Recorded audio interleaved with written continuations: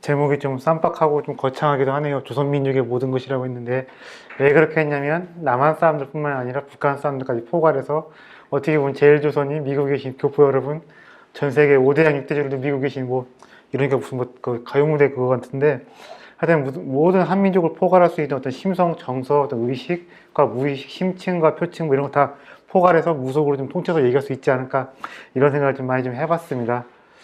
어, 그게 좀 뭐랄까요. 엊그제 좀 그거 보고 좀 놀랬기도 하고 좀 뭐랄까 좀 재밌기도 했는데, 그 최근에 대선 기간이지 않습니까? 오늘이 마지막이죠. 근데 윤석열 씨가 그걸 하더라고요. 뭐지? 이거 뭐죠?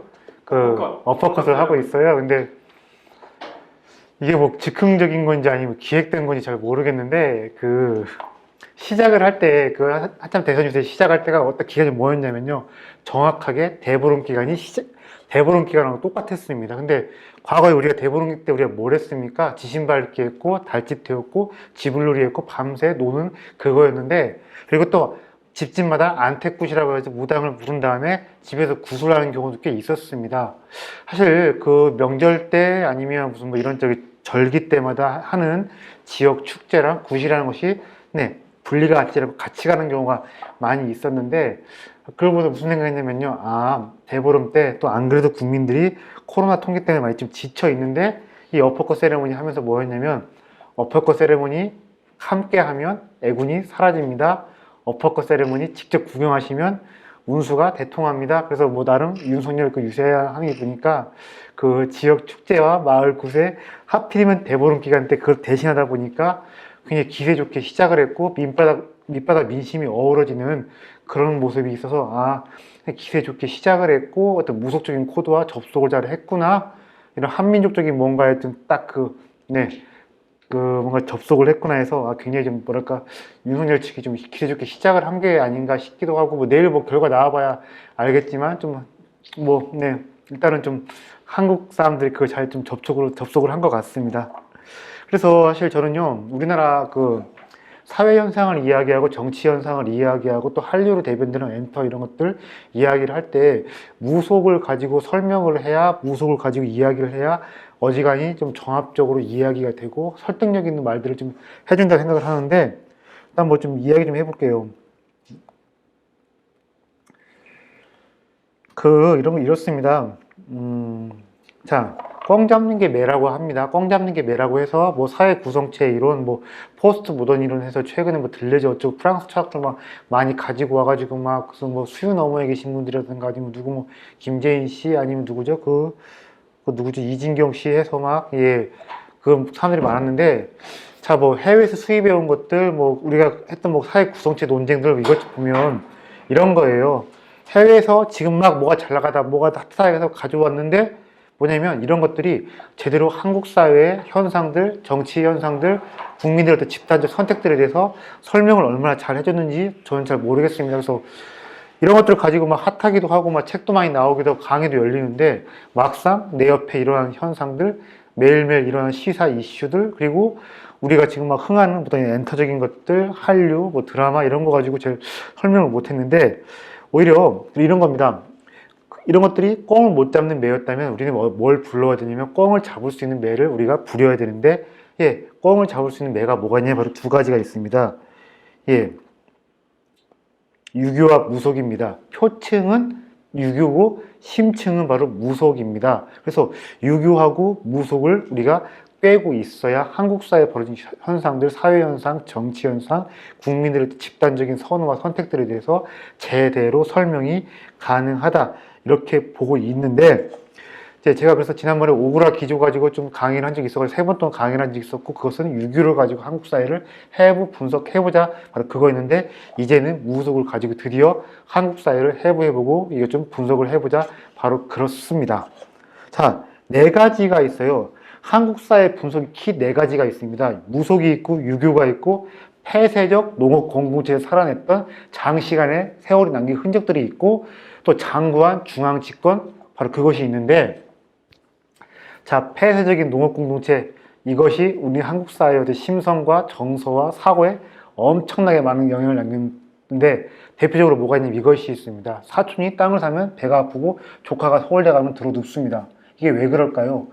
폐쇄적인 농업 공동체다 보니까 뭐겠습니까? 외부 세계랑 교육과 교류 안 합니다. 나오는 물상과 이것들이 고만고만 하다 보니까 좋은 것은 뭡니까? 한정되어 있다는 겁니다. 그러니까 누가 더 가지고 누군가 신분이 개선되고 누가 잘 나가면 뭐냐면 괜히 내 것이 줄어들고 내 새끼한테 갈 몫이 작아진다는 생각할 수밖에 없으니까 비교, 질시, 질투 이런 문화 서로 오지랖 안테나 세우고 혹시 남 씹을 거리 없나 이렇게 사는 게 뭐냐면 폐쇄적인 농업 공동체에서는 어쩔 수가 없는 게 아닌가 싶은데 외국인들이 절대 이해 못하는 말이 있습니다. 미운정이라는 말 절대 이해 못해요.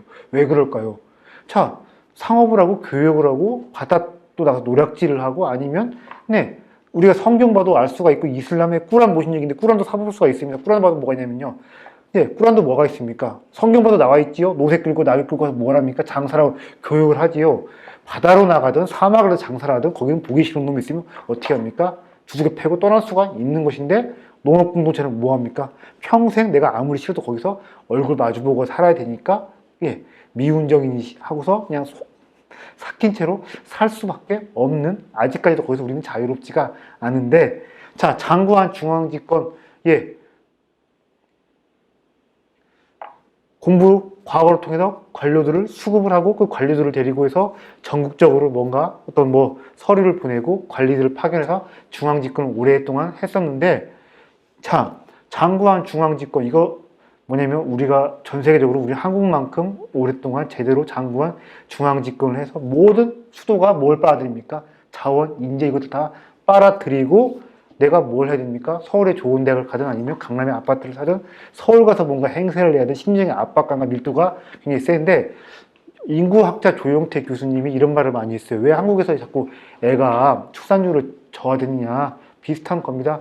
내가 어쨌든 간에 서울 가서 뭔가 한 자리 하고 서울 가서 괜찮은 직장 얻어야 되고 서울 가서 내가 아파트 사야 되고 이런 압박감과 이런 것 때문에 기존에 내가 노력하면 그래도 뭔가 될 수 있었을 것 같은데 지금은 아니다 보니까 많이 포기를 해서 이런 인구의 재생산, 출산이 줄어든다고 했는데 자 장구한 중앙집권, 기형적인 중앙집권 구조, 서울이 모든 것을 빨아들인다. 이걸 가지고 한국 사회를 설명할 책이 뭐가 있습니까?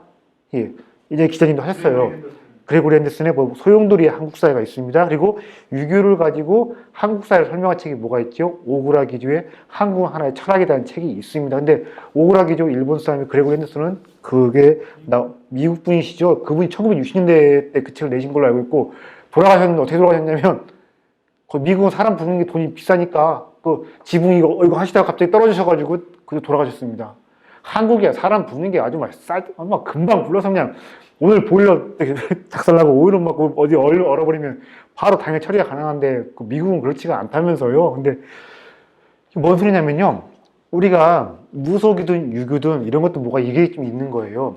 자, 유교적 관습대로 사는 관념대로 사는 것과 무속적인 정서대로 사는 것과 우리가 무속을 아는 것, 유교를 제대로 아는 것은 다른 이야기입니다. 내가 유교적인 관습대로 살고 있습니다. 하지만 내가 유교를 제대로 알고 있고 그렇지가 않습니다. 내가 뭘 제대로 알려면 어떻게 해야 됩니까? 거리를 두고 상대화시켜서 낯설게 보고서 해야만이 내가 이것을 제대로 객관적으로 볼 수가 있는 것이고 무속도 마찬가지예요. 내가 무속의 정서, 무속의 심성들을 살고 있지만 무속에 대해서 잘 알고 있다? 그건 서로 다른 이야기입니다. 내가 무속을 상대화시켜보고 낯설게 보고 거리를 둔 채 보아야만이 무속이 이런 것이고 이 원리대로 내가 살고 있고 한국에서 돌아가는 걸 느낄 수가 있는 것인데 뭐냐면 유교, 오그라기조, 장구한 중앙집권, 그레고리 핸더슨, 무속도 그렇고 폐쇄적인 농업공동체 이것도 그렇고 우리가 하기보다는 외국의 학자가 한번 해야 제대로 뭐 나오지 않을까 싶은데 뭐 던컨이든 도이힐러든 뭐 하신 분이 있긴 한데 무속 가지고 하신 분이 누가 있냐면 또 일본에 일제시대 때 무라야마 준인가 하는 분이 제대로 자료를 모아놓으셔 하신 게 있어요. 그리고 유교 같은 경우는 오구라 기조 말고도 조선 유학사라고 해서 다카시 도루 우리가 중고등학교 때 예전 배웠을 때 주기이론이 있고 줄이론이 있고 그분이 만들어 놓은 도식인 것 같은데 어쨌든 일제시대 때 연구해 놓으신 뭐 일제시대 학자들의 책을 보면 무속이든 유교든 뭐 그게 좀 있는데 어쨌든 우리나라 학자들도 파이팅 해야겠지만 외국인 학자들도 좀 많이 좀 도와줘서 우리가 이 네 가지를 가지고 나 한국 사회를 좀 제대로 분석하는 뭔가 좀 내공을 기르면 좋지 않을까. 요새 가성비란 말이 유행인데요. 그래 이런 거예요. 오그라기조의 그 책, 그레고리 핸더슨의 그 책을 보면 우리가 가성비 좋게 한국인, 한국 문화, 한국 사회를 빠르게 내가 파악할 수가 있다. 바로 그런 것입니다. 자, 근데 여기서 이런 말을 좀 드려볼게요. 다이내믹 코리아라고 하는데, 자, 한국사의 다이내믹 코리아라고 하는데, 지금 보니까 대선 앞두고, 대선 지금 하루 앞두고 있는데, 여러 가지 현상이 지금 보이고 있어요. 어떤 게 있겠습니까? 386 권력이 한순간에 박살날 수가 있겠고, 87년 체제가 이제, 하다 보니까, 겉으로는 멀쩡해 보이지만, 한순간에 무너질 수 있다. 이렇게 좀 보이기도 하는 것 같은데, 한국 사회는 어떤 사회입니까? 시간이 압축적으로 흐른 나라입니다. 한국 사회 1년은 다른 나라 사회에 3, 4년, 5년, 6년, 7년, 10년일 수도 있지요. 예. 그만큼 한국 사회 변화가 빠르고 남들이 3, 400년에 걸쳐서 한 거 우리는 50년, 60년. 그러니까 이런 거죠. 지금 어르신들은 후진국 때 태어나신 분들이고 지금 40대, 50대들은 뭐 개발도상국 그리고 지금 어린 10대, 20대들은 뭡니까? 태어나보니 선진국인 그죠? 그러니까 선진국과 중진국적인 그 후진국 사람들 모여서 사는 사회인데 자. 다이내믹 코리아라는 건 무엇입니까? 그만큼 사회가 빠르게 흘러가고 역동적으로 변하는 사회인 것인데 그것도 반대로 어떤 거냐면요. 뿌옇게 맨날 늘 먼지가 있는 사회지만 먼지가 가라앉고 보면 막상 달라진 것이 없는 지독한 무변화와 보수성의 사회라는 말일 수도 있습니다. 다이내믹 코리아 뒤에는 뭐냐면 그만큼 사회가 안 변한다. 징글맞게 안 변한다. 근데 왜 안 변하고 뭐가 안 변하느냐? 그 중심에 무엇이 있느냐? 바로 무교와 무속과 유교가 바로 있다는 것입니다. 그래서 징글맞게 빨리 변하지만 또 징글맞게도 굉장히 변하지 않고 그대로 고정된 것이 있는 사회가 바로 한국 사회인데 무엇이 빠르게 변하느냐만 볼 것이 아니라 무엇이 안 변하고 있고 그 안 변하는 것들이 우리를 어떻게 지배하고 있으며 우리의 정치적인 선택과 집단적 선호를 어떻게 결정하느냐 이것을 우리가 잘 봐야 합니다. 역동적으로 변하는 것만 볼 것이 아니라 징글맞게도 변하지 않는 것을 보아야만 하는데 여기서 제가 이런 말씀도 더 드려볼게요. 종교 비즈니스에서 누가 거기서 그 진짜 1등 고객입니까? 여자들이 아줌마들이 1등 고객입니다. 왜 그럴까요? 남편과 사이가 안 좋고 가족들과 사이가 선호하다 보니까 절이든 성당이든 목사님이든 아니면 다른 종교든 가서 돈을 바치고 하는 겁니다. 종교 비즈니스의 핵심은 가족들과 특히 남편과 사이가 별로 안 좋은 아주머니의 핵심입니다. 자, 그리고 이덕 인류의 국뽕 비즈니스의 핵심은 누굽니까? 역시 아저씨들입니다. 뭐냐면, 제가 강의 가면 늘 막 천부경이니, 무슨 뭐 한사군이 하시는 분들이 있어요. 미치겠습니다. 뭐 고구려가 무슨 뭐 저기 산해경을 넘어서 막 치르고 들어갔다고 하고 막 때로는 막 백제 신라가 막 중국에 있었단 말 이런 말도 하시는 분들이 있습니다. 아, 근데 참 기백 있어 보이시는 분들이 있는데, 아이고, 근데 그분들이요, 뭐 콘서트, 뮤지컬, 연극 안 가세요. 책도 안 사보십니다. 근데도 이런 국뽕 콘텐츠에는 지갑을 여십니다. 근데 그분들도 별로 보니까 집에서 별로 이렇게 가정에 소외되시는 분 같아요. 예, 부인도 시큰둥하고 애들은 또 안 놀아줍니다. 예, 애들은 뭐, 그 아이들, 자제분들이 그 아버지랑 뭐 하는 걸 놀아준다고 표현을 하더라고요. 근데 그러다 보니까 역시 국뽕에 빠지는 건데 이런 거죠. 네. 세대별로 성별로, 계층별로 자아의탁, 자아가 허약했을 때 어떤 식으로 자아를 메꾸고 의탁을 하는 방식을 잘 보아야만이 종교, 아니면 책, 컨텐츠도 그렇고 정치적으로 크게 장사가 될 수가 있는 것인데, 네, 역시나 유교나 무속을 공부하면 한국인들이 어떻게 자아의탁을 하고 있는지도 잘 설명을 할 수가 있습니다. 그래서 광고도 마찬가지인 것 같고요. 뭐든 팔아먹으려면 정치도 그렇고 성별로, 계층별로, 지역별로 사람들이 어떻게 자아의탁을 하는 건지 잘 보아야 되는데 무속을 좀 공부하다 보면 한국인들이 이렇게 자아의탁을 하는구나. 왜 저래서 뭐가 흥하고 뭐가 잘 팔리고 이걸 좀 볼 수가 있습니다. 굿이라는 게 크게 5단계, 작게는 3단계 과정이 있습니다. 3단계가 뭐냐면 청신이라고 해서 신을 이렇게 뭐냐면 오게끔 청하는 겁니다. 그리고 오신이라고 해서 신을 오게 한다면 어떻게 해야겠습니까?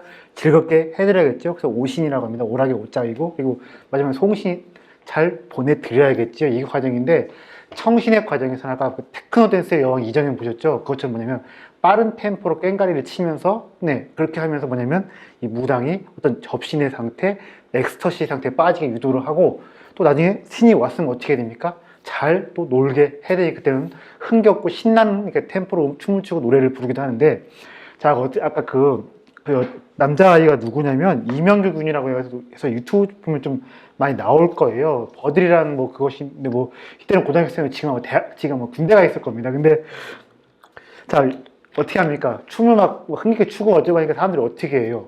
나와가지고 이게 현찰을 해서 주머니에 꽂아주지요. 이게 뭐에서 있냐면요. 거기 뭐냐면 그 구슬 보시면 이런 게 있습니다. 그 뭐냐면 무당이 막 그 오신의 과정에서 정말 잘 놀고 정말 흑역에 뭐 하면 어떻게 하냐면 나가서 이렇게 사람들이 바로 이렇게 허리춤에 이렇게 꽂아주기도 하고 여기다 이렇게 손에다 꽂아주기도 또 여기도 한복도 여기도 길죠. 여기다 넣어주기도 하는데 그걸 뭐라고 하냐면요. 인정이라고 합니다. 정확히 한자하면 인정하고 똑같은 거예요. 인정이라고 하고 따로 어떻게 말하자면 별비라고도 합니다. 자 그래서 무당할 때 그 구슬을 할 때 무당이 정말 잘 놀고 막 구성지게 노래 잘 부른다 싶으면 별비 인정을 해서 사람들이 현찰 현금을 막 꽂아주고 하면서 꽂아준 채로 막 노래 부르고 춤추고 이렇게 하는데 자 근데요 아까도 그런 뭐냐면 이렇게 동네 축제 이렇게 뭐가 있냐면 그게 지금 남아 있는 것인데 거기에만 있는 것이 아니에요. 뭐냐면요 우리가 아프리카나 유튜브에서 뭘 합니까? 노래 부르고 아니면 시사 얘기할 때 뭘 쏩니까? 슈퍼챗을 바로 그때 쏘는 게 있죠. 슈퍼챗이 바로 뭐겠습니까? 예. 무당 굿에서 기원한 바로 그 인정과 별비라고 보면 되는 것입니다. 그래서 뭐냐면 자, 이 월드컵도 거리운동 뭐냐면 이것도 일종의 굿입니다. 그리고 뭐 이런 거리 우선 이거 태극기 부대 이것도 제가 봤을 때 일종의 굿 같아요. 왜냐면요 박근혜를 바리대기 공주로 보는 겁니다. 지하 감옥에 가면 박근혜 지하 세계로 가면 박근혜 바리대기 공주가 빨리 지상 세계로 귀환하게 바라는 하나의 굿이라고 볼 수가 있는 것인데 자, 우리가 보면 이렇게 많은 것들이 어떤 시뿐만이 아니라 많은 부분들, 우리가 노는 것들, 일상에서 많은 부분들이 굿과 어떤 무 속에서 연유되고 뿌리를 두고 있는 것들이 상당히 많이 있다라고 보면 됩니다. 저는 어떻게 보면 상당히 저는 뭐냐면 유교가 사회유전병이라면 무속은 혈통의 유전병이라고 생각을 해서 병적인 변이 많이 있고 역기능적인 면이 많이 있다고 생각을 합니다. 저 사실 이것도 사실 별로 안 좋아해요. 뭐냐면 문재인은 노무현? 참, 이거 어떻게 이것도 그런지 모르겠는데 이정희 뒤에는 뭐 김정일이 있고 누구냐 박근혜 뒤에는 누가 있습니까? 박정희가 있다고 했죠. 박정희 한풀이, 박근혜, 노무현 한풀이, 문재인. 저는요 정치라는 것은 절대로 뭐냐면 한풀이가 돼서는 안 된다고 생각해요. 지금 현대 우리가 맞닥뜨리고 있는 본질적인 문제풀이, 문제와 싸우는 게 정치가 되어야 되지. 그리고 저 노무현의 꿈이라는 것도 좀 별로 안 좋아합니다. 노무현 어디까지나 죽은 사람, 망자일 뿐입니다. 지금 10대, 20대 젊은이들의 꿈을 정치가 해결해주는 그런 게 되어야 되지. 저는 그래서 뭐가 있냐면 저는 무속이라는 것이 자꾸 정치에서 망자들의 한풀이를 이야기하고 내가 이렇게 귀신을 등에 업고 있으니까 내가 권력을 쥐어야겠다.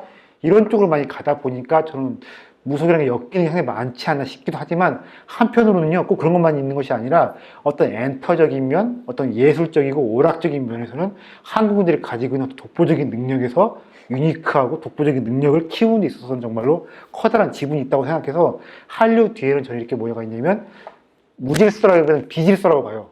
자유분방한 비질서로 살아가는 한국인들의 어떤 엔터적과 무속의 뿌리를 두는 이런 것들이 뭐냐면 한국인들의 뭐냐면 이렇게 한류 어떤 그 영화가 되었던 오락이 되었던 특히 노래 춤추고 노래 부르는 이런 음주 가문에서 엄청난 능력을 발휘하게 한 것이 아닌가 해서 우리가 정치적인 면에서는 어떤 무속적인 걸 많이 좀 그렇게 해야 되겠지만 다른 면에서는 우리가 무속적인 것을 잘 키우면 우리가 지금 잘하고 있는 것들 더 잘하게 할 수도 있지 않을까 이런 생각을 엄청나게 많이 하고 있는데 전 테크노 댄스 여왕 이정현 씨 옛날에 그것도 봤을 때 딱 그런 생각 드는 거야. 저거 그냥 신들린 거다. 저는 무슨 무당인 것이고 만신물이라고 쓰는 만신물이 뭐냐면 집안의 조상 중에서 만신, 무당이 되었다 싶은 저한테는 만신의 뿌리가 있고 만신의 기가 있다고 이해하는데 이정현 씨는 과거의 조상 중에서 누군가가 무당이었기 때문에 저렇게 저는 퍼포먼스를 보인 게 아닌가 싶다 이렇게 생각을 하고 있는데 어떻게 생각하세요? 이정현 씨 예전에 저 빵 터졌을 때 어떤 생각을 했습니까? 무당이라는 생각 혹시 안 해보셨나요? 비슷하죠. 안 해보셨나요? 그리고 김용옥 씨도요 무당입니다. 이 양반의 강의도 무당이에요. 예, 무당 국가를 보시면 돼요. 그래서 EBS 점도 쳐요. 기억하신다고 점도 쳐. 99년도에 이 양반이 그때 당시에 뭐가 있냐면 EBS 강의하는데 1,000만 원 받고 강의를 했어요. 한 타임에. 저는 근데 1,000만 원 너무 많이 주는 거 아니냐 했을 때 붓하면 보통 뭐 0.1장은 뭐 아주 그냥 뭐 한 장, 두 장도 주기도 하니까 특히 내린국 같은 경우는 두 장, 세 장도 주기도 해요. 예. 2억, 3억? 예. 이게 세금도 안 뗍니다. 진짜. 아, 정말 최고입니다. 근데 이 양반이 뭐 했던 강의가 어떻게 보면 뭐 지식과 교양을 살찌우는 게 아니라 어떻게 보면 사람들 재밌게 해주는 뭐 굿이라고 봤을 때는 뭐 한 번에 1,000만 원 뭐 괜찮지 않을까 싶기도 한데 저는 이분을 어떤 지식, 석학이라는 이제 뭐냐면 무당이라 좀 보는 편입니다. 그리고 이 양반 얘기를 안 할 수가 없어요. 예, 김어준 씨. 낮에 대통령이 문재인이나 밤에 대통령이 누구냐 바로 이 양반입니다. 그리고 매일같이 사람들이 출근할 시간에 뉴스 공장을 들으면서 이분의 어떤 지령과 뭐라고 하지 교실을 매일매일 듣고서 네, 사안을 보고 있기 때문에 내가 생각해야 될 어떤 논리를 정하는데 한국 사회에서 가장 큰 영향력을 지닌 언론인, 단순 언론인이 아니었고 지금은 조금 많이 빠지고 있고 새가 미약해졌지만 한국 사회에서 가장 강한 영향력과 권력을 가지고 있고 전 좀 놀랐어요. 2020년 초부터 어떻게 했냐면 민주당의 뭐 김남국, 김용민이 얘들이 진선미도 그렇고 당선된다면 어떻게 했냐면 당선직을 가지고 와서 김어준 앞에 다스비에 대한 방송 가서 자랑을 하고 인사들이 왔더라고요. 그러니까 한국 사회에서 가장 큰 영향과 권력을 가지는 사람이 김어준인데 저는 김어준도 딱 봐도 누구면 오음진료교의 그 이시아라 쇼크 닮았죠? 저는 이 양반도 무당이라고 보고 있고 무당이 한국 사회에 가장 큰 영향력을 가지고 있다 하면 역시 한국 사회는 무속을 빼놓고 이게 좀 불가능한 사회가 아닌가 이런 생각을 하고 있는데 이런 식으로 뭐냐면요 저는요 아까 말한 엔터적인 영향은 나쁘다 생각 안 하고 그냥 우리가 오히려 거기서 가지고 있는 것도 잘 키우면 예 대박 예 그래서 중산층 집안에 그 딸내미가 있는데 어렸을 때부터 부모님이 잘 교육을 시켜 자기 관리가 되는 애고 얼굴도 이쁘고 몸에 되는 애들은 얘들이 그 메이저 기획사에 픽되면요 어떻게 보면 예전에 경기고 서울법대 가는 것보다 더 나은 예 인생 그 진로가 된 걸 수도 있습니다.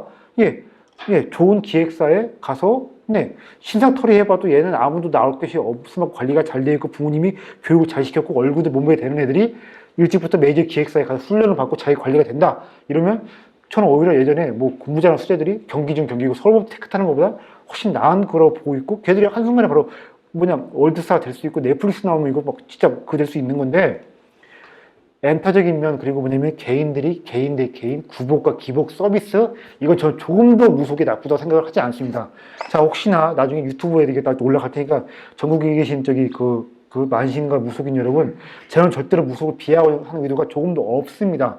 다만 자 근대의 핵심은 무엇입니까? 정교의 분리예요. 정치는 정치대의 논리가 있는 것이고 절대로 종교는 이거에 끼어들면 안 되는 것인데 이렇게 무속 이것이 자꾸 정치에 끼어들고 이런 사람들한테 지배를 받는다고 하면 이건 상당히 우리 한국 사회가 병리적인 문제가 아닐까. 자, 이 사람이 언론인입니까? 정치인입니까? 막 그 지나치게 진영 논리로 발언을 하고 막 그 얘기를 하지만 한 번도 그 언론 그 감시하는 모니터링 기관에서 뭐라고 한 적이 있습니까? 없습니까? 몇 번 뭐라고 한 적이 있긴 한 것 같은데 이빨도 들어가야 안 들어가 시도 안 맥힙니다. 그리고 자기가 한 발언에 대해서 누군가의 명예를 훼손하고 정치로 역기능을 만들어 놓았다고 하지만 예, 한 번도 책임지고 한 적이 있습니까? 없습니까? 맨날 뭐입니까? 아님 말고 이런 식인 건데 무당이 어떻게 언론인 행세라고 있고 정치 권력을 행사를 한다. 이것은 정말로 너무너무 잘못된 게 아닌가 싶습니다. 남한은 김어준이 있어요. 북한에 누가 있습니까? 신탁을 전하는 또 무녀가 있습니다. 리춘희 앵커라고 계십니다. 아, 예. 남조선 소식입니다. 뭐 리명박 패당의 폭정에 항거하는 그들이야말로 혁명의 붉은 길을 부여잡고 있는 선군의 가정이라면 이렇게 막 말씀하시는 그 할머니 있잖아요. 네. 그분도 어떻게 보면 제가 봤을 때 무녀라고 좀 생각을 하는데 김씨 일가의 어떤 뭐냐면 신탁을 전하는 무녀로서 예. 뭐 김어준도 뭐 대단하지만 뭐 지금 그분한테 상대가 안 되면 리춘이는 뭡니까? 월드스타죠. 전 세계에 그분 모르는 사람 없을 겁니다. 매일같이 BBC, CNN에 나오고 영어로 자막이 달리는 그건데 어쨌든 그분을 봐도 그렇고 이분을 봐도 그렇고 예 조선민족군 무속과 뗄 수가 없고 우리와 북한은 뭐다? 역시 한민족이다 이런 생각이 좀 들고 있습니다. 여기서 이런 질문을 하실 수가 있어요. 북한도 점 보냐? 북한인들 점 보고 북한에도 무당이 있냐? 이런 질문을 하실 수가 있을 텐데 어떻게 생각하세요? 사랑의 불시착이나 드라마에 나왔어요. 북한에서 정보원 장면. 참 제가 그런 태도로 보이면 안 돼요. 그 뭐지 제가 누군가 질문을 했을 때 아무리 어이가 없고 이게 하나만 한 질문이어도 이걸 씨발 질문이라고 해 이렇게 반응하면 안 되는 건데 몇 번째 그런 반응을 한 적이 있습니다. 왜냐면 북한에도 전 보자기 물어본 사람이 있을 때 거기도 한민족인데 당연히 거기도 무당 신기 있는 사람이 있을 것이고 가서 이것저것 물어본 사람이 있겠지요. 자, 탈북을 합니다. 압록강 두만강 건너서 특히 함경도 분들이 두만강 건너서 탈북 많이 하는데 일생일대 목숨을 건 도박입니다. 그러면 아무 나라에 갈 수가 없을 것이고 이것이 성공할지 실패할지 좀 불안불안할 거 아닙니까? 그러면 당연히 무당한테 가서 저 이거 실패할까요? 성공할까요? 물어보고 또 성공할 것이다 했을 때 언제 내가 두만강을 건너야 될 것인지 다 여쭤보고 그러고 갑니다. 대신에 이건 있죠. 우리나라처럼 대놓고 사회주의 국가다 보니까 또 국 같은 건 못 지내요. 하지만 신기 있는 사람들이 타고난 사람들이 있고 그 사람들이 이것저것 해서 내담식으로 해서 상담을 해서 이야기를 해주고 또 썰을 풀 때 이렇게 식으로 하는 거죠. 아이고 올해 장군님 은덕으로 해서 내가 좋은 배필 만나서 결혼할 수 있을 거야. 사회주의 우리 어머니 노동당의 그런 은혜 때문에 올해 좀 일 잘 풀리고 어머니 편찮으시면 나을 거 이런 식으로 밀밥을 깔면 썰을 좀 풀죠. 네. 그리고 이것이 있어요. 또 당간부 그의 마누라들이 가서 점을 보고 상담을 하는데 저거 싹 조져가지고 없애자 이렇게 할 수가 있겠습니까? 없겠습니까?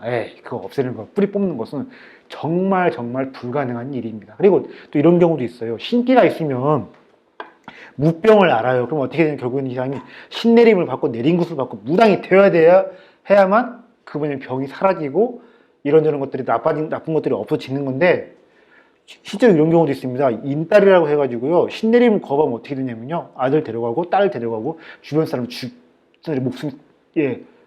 목숨이 위협받고 목숨이 정말로 걷어가는 경우가 있습니다. 그러면 어떻게 되냐면 내가 죽어도 나 무당 안 될 거야. 왜냐면 무당 되게 싫어. 왜냐면 과거에는 무당이 뭐였습니까? 천대받는 직업을 했다 보니까 무당 되기를 거부했는데 신내림을 거부하면 뭐냐면 인딸이라고 해서 신이 그냥 계속해서 주변 사람들 하나 둘씩 데려갑니다. 그러면 어떻게 하겠습니까? 그 신을 내가 받아야 나도 살 수 있지만 내 새끼, 내 가족, 내 남편, 내 마누라, 내 부모님을 온전하게 할 수가 있는 겁니다. 그럼 어떻게 되겠습니까? 북한에 신기 있는 사람이 어떻게 되겠어요?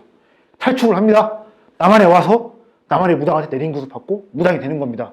자, 근데 남한의 무당은 누구냐면 또 과거에 이 사람의 친어머니는 이북 사람인 경우가 있어가지고 그러니까 바로 다이렉트는 아닌데 신어머니의 신어머니가 뭐라고 말하겠습니까? 신할머니겠지요. 이북에서 내려온 사람이 함경도에서 내려온 사람이 내린굿을 받는데 신할머니가 마침 함경도 평안도에서 탈북출해서 남한에 와서 내린굿을 받는데 신할머니가 바로 평안도 사람 이런 식으로 해서 남한에 와서 살기 위해 단순히 그냥 그 배고픔 때문에 그 북한 탈출한 것이 아니라 신병을 앓다 보니까 내가 내린굿을 받기 위해서 탈출을 해서 남한에 와서 내린굿을 받고 무당이 되는 경우가 있습니다. 이건 어쩔 수가 없이 역시나 남한이나 북이나 우리 조선은 하나다 그렇게 얘기할 수가 있겠는데 또 이 얘기 좀 해보죠. 이걸 뭐라고 합니까? 저 여기서 폴란드 깃발이라고 합니다. 대한민국에서 어떻게 보면 태극기보다 더 많은 게 폴란드 깃발이에요. 어떻습니까? 점집 깃발은 전 딱 폴란드 깃발로 보이더라고요. 그리고 미르니비트라 문 열고 가보면 무당집 그 만신들을 보면요. 화장이 참 80년대 화장을 아직도 하고 계세요. 저는 여기서 어떻게 부르냐면 저는 이것을 우레메 화장이라고 부릅니다. 그 우레메 누구죠? 데일리였나? 딱 데일리 같은 화장을 아직도 하고 계세요. 아니 왜 화장 이렇게 하고 계십니까? 그러니까 이게 말이요. 예전에 우리 신어머니가 가르쳐준 메이크업 방식이기 때문에 이것을 업그레이드를 안 시켰다는 거에서 바꿀 수가 없다고 아직도 그대로 하고 있는데 특히 이게 어디만 있습니까? 저기 성신여대 근처에서 저기 기름으로 넘어가는 곳에 굉장히 많이 좀 있습니다. 자, 폴란드 깃발 보이시지요? 네, 하여튼 저는 우리나라에서 태극기 다음으로 태극기보다 더 많은 있어 보이는 깃발이 이 깃발이 아닌가 싶은데 특히 성신여대 그쪽 동숭문동 근처에 굉장히 많이 이 점집들이 많이 좀 있습니다.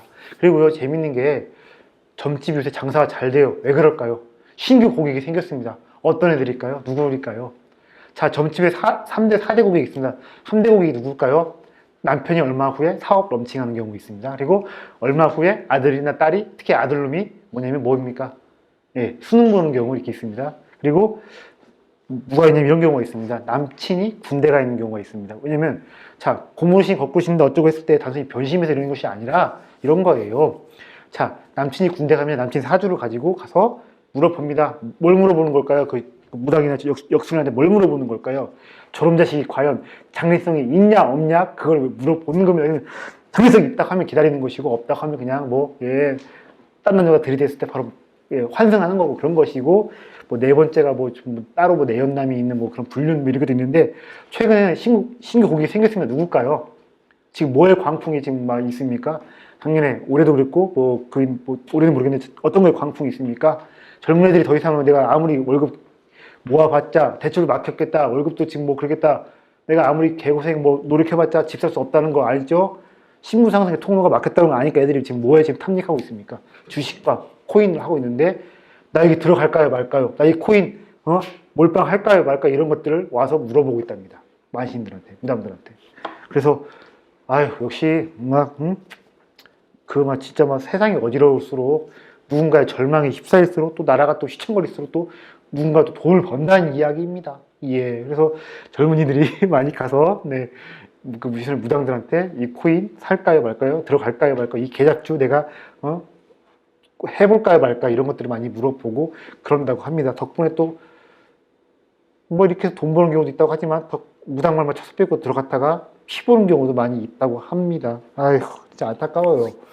아니 중소기업 다니면서 한 달에 250 월급을 받는데 10년 해서 5천만 원 모았대요. 근데 한 달에 새우 한 210 정도 월급 받아서 5천만 원 모으는 게 쉽지가 않은 거거든요. 그럼 어떻게 보면 전문직들한테는 3억, 4억 해당하는 돈이 있을 수 있는데 그런 돈을 그냥 무당말 믿고 코인이나 주식했다가 날려버린다. 진짜 암담합니다. 그런 얘기 듣고 너무 마음이 아픕니다. 자, 김종인 이분이 있습니다. 이번에는 어디 안 가신 것 같죠, 끝까지. 근데 저는 이분이 재밌는 게 화법을 보면요. 너무 재밌어요. 반말에 단발성, 단문성 말 던지면서 고압적인 태도로 할 때가 많이 있고 넌 안 돼. 좀 단정지어서 이야기할 때가 많이 있습니다. 이게 바로 뭐냐면요. 노련한 늙은 무당의 화법입니다. 예, 그래서 처음에 늙은 무당들은 뭐가 있냐면 가스라이팅이 대가입니다. 기 정말 잘 죽이고 기선제압 정말 능하게 잘하는데 우리 김종인 대원수는 그거 무당의 화법으로 사람의 기를 딱 죽이고 처음에 가스라이팅이 기가 막히게 합니다. 그리고 또 이런 게 있어요. 이 사람은요. 기자들 상대 때 어떻게 하냐면요. 여러 명 앉혀놓고서 회견을 안 하고 한 사람 찝은 다음에 어떻게 합니까? 좁은 데로 가서 내담식으로 인터뷰를 많이 하는데 이게 뭐냐면 사람을 불러놓고서 신당 구당에서 1대1 내담의 형식으로서 하는 것과 좀 유사해요. 그리고 늘 이분은 어떤 얘기를 합니까? 인터뷰할 때 보면 늘 누구 얘기를 합니까? 할아버지 가인 김병록 이야기를 합니다. 근데 가인 김병록 어떤 분이십니까? 대법원장이었고, 예? 초대 대법원장이었고 어떻게 보면 네이션 빌딩에 공이 좀 있는 그런 분이시기도 하지요. 근데 제가 봤을 때 단순히 할아버지와의 추억 그리고 자기 집안 자랑, 자기 자랑하려고 그런 것이 아니라 내가 모시고 있는 어떤 몸주신의 존재를 말하면서 상기시켜주고 리마인드 한다. 무당들은 늘 그렇거든요. 내가 모시고 있는 신이 어떤 신이고 이분이 어떤 영험하신 분이고 어떤 그런 능력이 있는 이렇게 얘기를 하는데 이분이 가인 김병록 얘기할 때 보면 딱 무당들이 내가 모시고 있는 신을 가지고 딱 할 때하고 비슷한 게 아닌가 싶고 또 그냥 시크하게 이런 겁니다. 이런저런 조언을 딱 던지는데 하기 싫은 말을 하면서 구구절절하게 설득이나 이런 거 합니까? 안 합니까? 안 하고 그러는데 그런 시크한 모습이 이거 굿? 치성? 하기 싫어? 하기 싫으면 말아? 비싸도 먹기 싫으면 가? 이런 식으로 딱 무당들이 그래요. 해야 되는 이유에 대해서 구구절절 설명을 안 하고 하기 싫으면 말아 이렇게 하면서 딱 돌아서면 이렇게 고압적으로 대하고 시크하게 돌아서야 오히려 내당객들은 지갑을 열고 구슬을 하는데 어쩜 그렇게 딱 노련한 그 무당의 화법을 가지고 있나 모르겠고 또 이런 게 있습니다. 내가 너 잘못되는 거 너의 애군과 흉사를 막아줄게 이런 식으로 말씀을 많이 하시는데 이분이 비대위원장이 되고 이분이 선거 그 종합 총괄을 되면요 뭐가 이런 게 좀 있습니다. 뭘 해야 되는지 저분이 잘 아시나? 그건 잘 모르겠는데 뭘 하면 안 되는지는 기가 막히게 알아요. 그래서 지지율을 올리는 법은 잘 모르시는 것 같은데 지지율 떨어지는 짓거리들을 절대로 못하게 단속을 기가 막히게 합니다. 그러니까 이건 자살거리고 이렇게 하면 까먹고 이렇게 하면 동티나는 것들을 잘 알고 있는데 그것들을 못하게 정말로 단속을 기가 막히게 하시고 그러다 보니까 내가 그 와중에 상대방은 뭘 합니까? 나는 절대로 플러스는 모르겠지만 마이너스 될 그 짓거리는 안 하고 통제를 하고 있는데 상대방 그 사이에 시간이 흐르다 보니까 얘들은 또 이런저런 자살골과 실수를 하게 마련이고 상대적으로 그러면서 뭐가 되는 겁니까? 나의 지지율은 또 올라가면서 선거를 이기게 하는 그런 게 정말 잘합니다. 그래서 마이너스 대짓거리를 안 하게 하면서 시간 존버, 시간 버티는 거 정말 너무 잘하세요. 근데 그게 무당들이 특히 늙은 무당들이 걸 정말 잘하거든요. 너한테 플러스 될 거, 도움이 될 거 이건 모르겠지만 내가 앞으로 너한테 최소한 네가 돈 벌게 해주겠다, 네가 뭐 집 사게 해주겠다 이건 모르겠지만 너한테 병이 안 생기고 사고가 안 나게 해주고 자식 다치는 일 없게 해주고 이런저런 흉가 애금 막아주겠다 하면서 이렇게 막 하시는 분이 있는데 김종인 씨는 제가 봤을 때 이런저런 흉가 액을 막아주는 역할, 호언장담 하시기도 하지만 그런 장담이 사실 뻥까가 아니라 잘 정말로 진짜 기가 막히게 막아주고 그걸 통해 선거를 이기게 해주는 그래서 늙고 또 노련한 무당이 좀 있는 것 같은데 특히 이런 것도 있어요. 이 양반이 평소에는 차르라고 합니다. 짜르라고 하는데 평소가 아니지 선거 때만큼 이 양반 몸값이 정말 장난 아니지만 선거 아닐 때는 뭡니까? 별 존재감이 안 띕니다. 그러니까 선거 때는 짜르, 평소에는 쩌리입니다. 근데 무당이 원래 그래요. 집안에 어떤 어떤 나쁜 일이 있을 때는 무당한테 가서 선생님하고 그렇게 원래 조아리지만 집이 아무 일도 없고 평소에는 뭡니까? 무당을 찾아서 고개를 조아릴 일이 많이 없는데 평소에는 쩌리지만 선거철 임박해서는 짜르로 변하는 이분을 보면 이분도 어떤 무당적인 뭔가가 어떤 기능을 하고 있고 특히 화법과 레토릭을 보면 수사를 보면 전형적인 무당의 어떤 늙은 무당의 노련한 화법이 보이는 것 같다. 그래서 이분의 화법을 잘 연구를 해야 뭔가 좀 잘 팔아먹고 사람을 좀 잘 다루고 그런 것이 좀 있지 않을까 생각을 좀 하고 있습니다. 김병준 씨라고 좀 있습니다. 아시겠죠? 아시죠?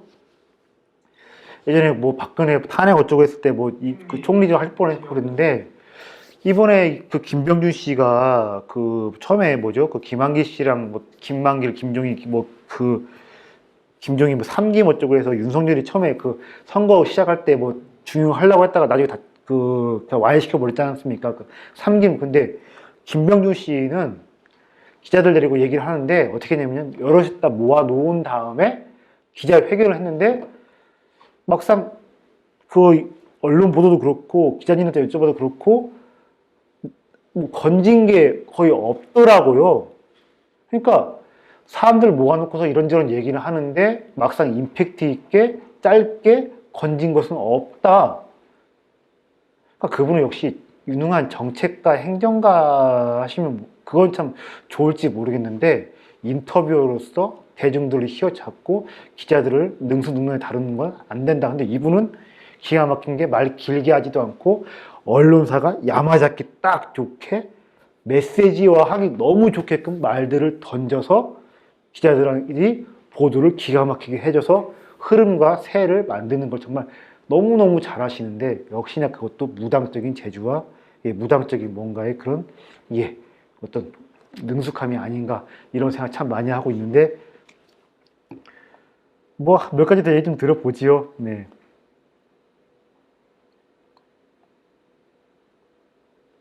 손혜원 씨입니다. 목포에서 뭔가 부동산 투기해 갔다고 말들이 많아지니까 어떻게 했습니까?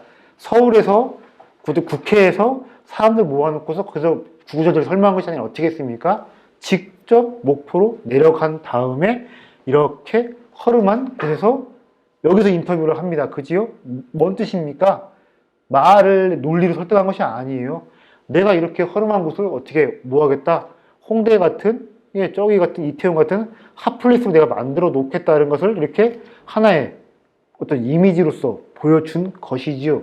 제가 봤을 때 손혜원 씨도 뭐가 있냐면 무당적인 촉이 대단하신 분입니다. 그래서 손혜원 씨가 민주당에 있을 때 다른 국회의원들을 많이 좀 무시했다고 하지만 김종인만큼 깍듯하게 대했다고 하는데 왜 그랬을까? 같은 무당으로서 하나의 무슨 업계 선배에 대한 존중이 아니었을까? 이런 생각 좀 하고 있습니다. 뭐 한국 타이어 뭐 스테이션도 그렇고 이분이 광고에서 대박을 많이 터뜨렸는데 역시나 그것도 뭐냐면 무당적인 재능이 좋게 긍정적으로 순기능을 하는 사례가 아닌가 싶습니다. 근데 무당에 좀 이런 것이 있어요. 뭐가 있냐면요. 무당은 티오가 있습니다. 자, 사주 어떤 역술 이론 가지고서 사주 가지고 사람의 어떤 그것을 보시는 분들은요. 기복이 없이 일정하게 갑니다. 뭐 이런 거예요. 무당들은 10만 명이면 10,000명, 10년이면 10년, 어느 순간 되면 그 무당으로서 영적인 기운이 다 빠져버려서 다음부터 미래에 잘 못 보게 되는 게 좀 있어가지고 갓 신을 받은 애기 무당한테 가서 오히려 점을 봐야 영험하다는 신통하다는 얘기를 많이 해요. 그러다 보니까 뭐가 있냐면요.